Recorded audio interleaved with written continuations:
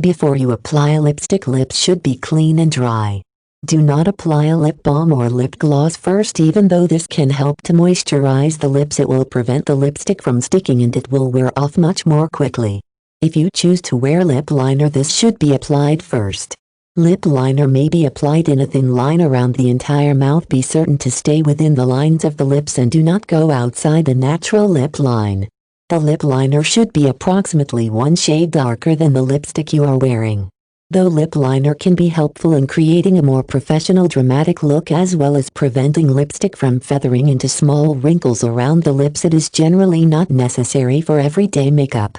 If you are using lipstick from a twist-up tube, simply apply a lipstick in a smooth motion over the bottom lip, then in 2 separate strokes from the middle to the corner on the top lip. Lipstick may also be applied with a small angled lipstick brush, which can give a more defined line. Some areas may need a bit more than others. Once the lips are evenly coated with lipstick, place a tissue in between the lips and press them together in order to blot up any excess and prevent it from winding up on your teeth. After applying the lip color, some people choose to apply a lip gloss on top of the lipstick.